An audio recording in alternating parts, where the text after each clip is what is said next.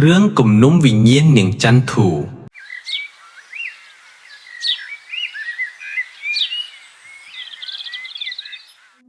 នាទីសាបូព៌ានៃភូមិស្រុកដ៏សែនឆ្ងាយដាច់ស្រយាលមួយមានកូនខ្ទុំស្លឹកតូចមួយសង់យ៉ាងកំសត់ក្បែរជើងភ្នំទីនោះគឺជាជម្រករបស់យាយនួននិងកូនស្រីរតនៈរបស់គាត់ឈ្មោះនាងចន្ទធូ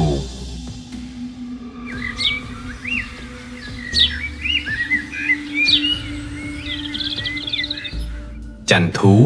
គឺជាក្រមុំស្រុកស្រែដែលមានរូបសម្បត្តិស្រស់សោភាថ្ពាល់ខួចសម្បូរស្រអែមស្រស់ហាក់បីដូចជាទេពធីតាចុះមកចាប់កំណើតក្នុងត្រកូលអ្នកក្រក់ខ្សត់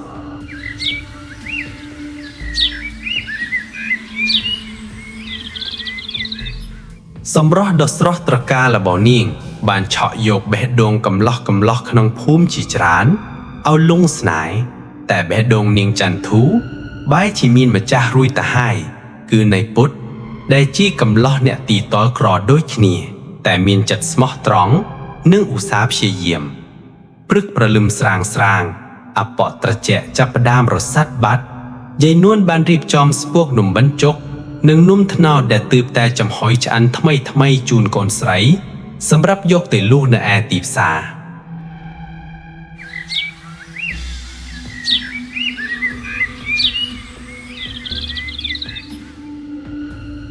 ចន្ទធូកូន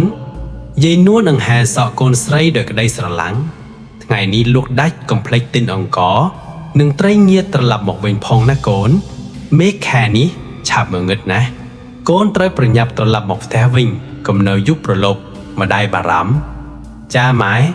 ចន្ទធូញញឹមស្រស់លើកដៃសំពះលាម្ដាយដោយក្តីគោរពរួចទូលកញ្ច្រៃនំដើរសំដៅទៅកាន់ផ្លូវលំឆ្ពោះទៅកាន់ទីផ្សារ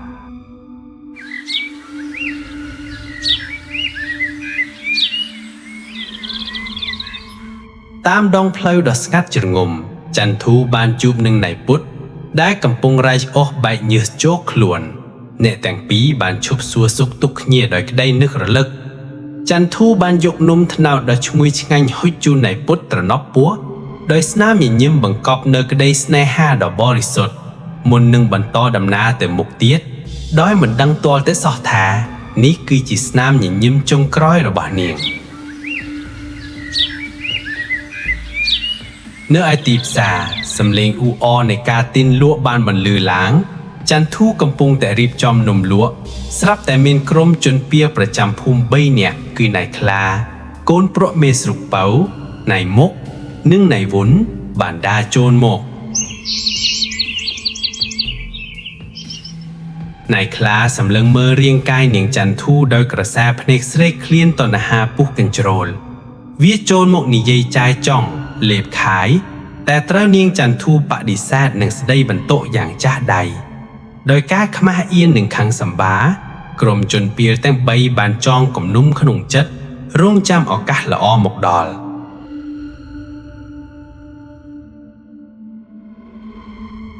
ពេលសូរិយារៀបអាសន្នង់តែមេឃប្រាយជាពណ៌ក្រហមឆ្អៅហាក់ដូចជាប្រពន្ធអាក្រក់ចន្ទធូប្រញាប់រៀបចំអីវ៉ាន់ដើរត្រឡប់ទៅផ្ទះវិញគ្រានោះផ្លូវកាត់ព្រៃប្រែជាស្ងាត់ជ្រងំសំឡេងសត្វមៀមស្រែកល្វើយបង្កឲ្យព្រាយសម្បុរគីងគោ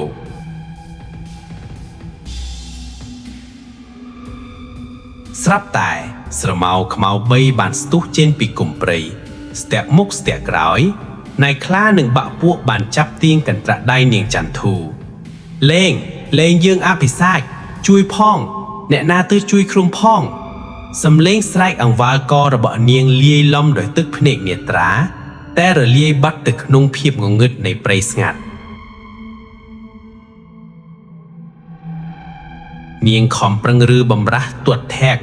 រហូតរត់ពីកណ្ដាប់ដៃពុះវារួចបោះចំហៀនរត់ត្រុយចូលទៅក្នុងព្រៃជ្រៅដោយភាពភ័យតក់ស្ទល់ប៉ុន្តែ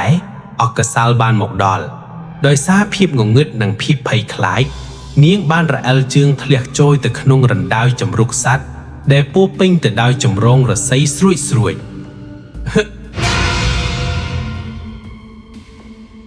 សំឡេងចុងក្រោយបានលឺឡើងឈាមក្រហមឆ្អៅហូរស្រោចពេញរណ្ដៅ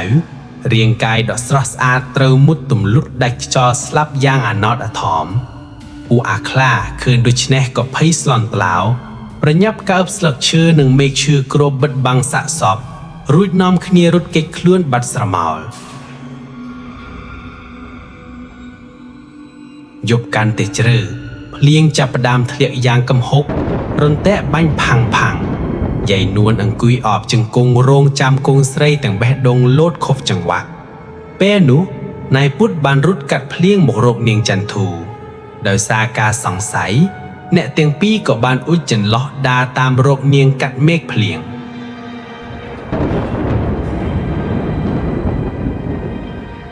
រហូតដល់ពាក់កណ្ដាលព្រៃនายពុទ្ធបានប្រទះឃើញស្នាមឈាមនិងមេឃឈើបាក់បែកពេលបើកកកាយមើលយាយនួនស្រាប់តែគាំងបេះដូងទុនជង្គង់ដួលខ្ពកទៅលើដីចន្ទធូកូនម្ដាយទេវាមិនមែនជាការពិតទេសំឡេងយំសោកបោកធុំរបស់ស្ត្រីចំណាស់លាយឡំជាមួយសំឡេងផ្គរលាន់ធ្វើឲ្យព្រៃទាំងមូលហាក់ដូចជាកំពុងយំសោកជំនួសគាត់រាងកាយនៃពុទ្ធញ័រចម្ប្រប់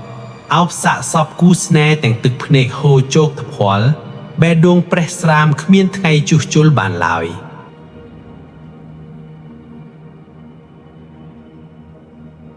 ដោយសេចក្តីគំនួនចងអាឃាតវិញ្ញាណនាងចន្ទធូមិនបានទៅចាប់ជាតិឡើយយប់ថ្មីមួយទៀតនៅឯភូមិគ្រឿនមេស្រុកពៅ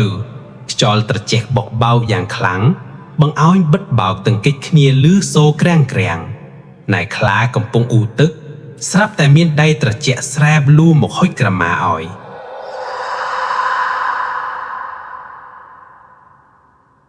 ពេលងាកទៅ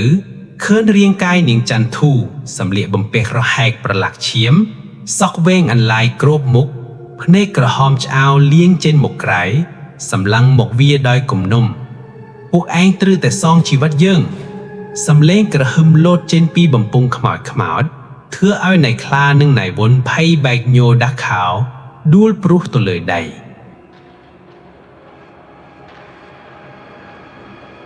ដោយសារមេស្រឹកពៅមានខ្សែបន្តោងព្រះទើបវិញ្ញាណនោះរសាត់បាត់ទៅប៉ុន្តែកំហឹងខ្មោចតែហោងមិនងាយរលត់ឡើយយប់ជ្រៅស្ងាត់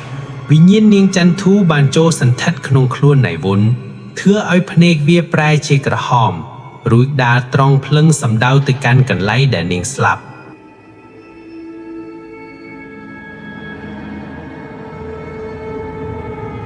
នายខ្លានายមុខ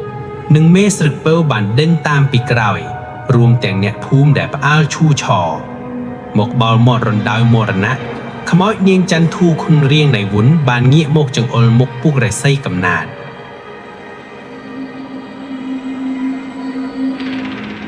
ពួកឯងសម្ហារជីវិតយើងបំបែកយើងពីម្ដាយយើងនឹងយកឈាមពួកឯងមកលាងជើងនិយាយចប់វិញ្ញាណកាយសាហាវបានច្របាច់កនายវុនបោកបន្ទប់នឹងដើមឈើធំបណ្ដាលឲ្យក្អកឈាមស្លាប់ភ្លាមនឹងកន្លែងតែម្ដងរួចវាបានហោះស្ទុះទៅវាយប្រហារនายមុខនិងនายខ្លាធ្វើឲ្យពួកវាហោះប្លង់បោកនឹងដីប្របួបាក់ឆាំងរៀបនឹងផុតដង្ហើមទៅហើយឈប់សិនកូនសំឡេងដ៏កំសត់របស់យាយនួនបានបន្លឺឡើងទប់ទល់នឹងកម្លាំងព្យុះគាត់ដើរចូលទៅជិតរួមជាមួយនายពុទ្ធ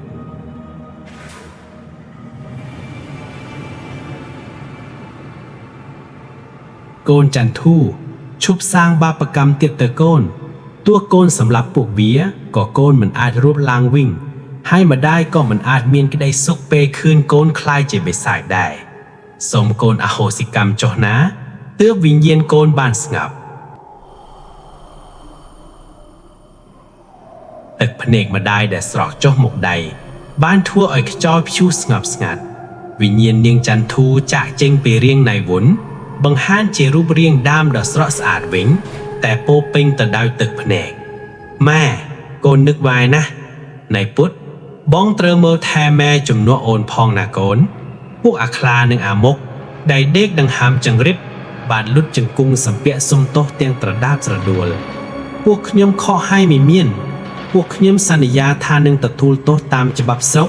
និងមើលថែយាយនួនជំនួសនាងអស់មួយជីវិតចន្ទធូញញឹមទាំងទឹកភ្នែក ងក់ក្បាលទទួលយកការសុំទោសពន្លឺពណ៌មាសបានចែកចេញពីរាងកាយនាងវិញ្ញាណដែលធ្លាប់តែពោរពេញទៅដោយគំនុំក៏បានរលាយបាត់ទៅក្នុងអាកាសឆ្ពោះទៅកាន់សុគតិភព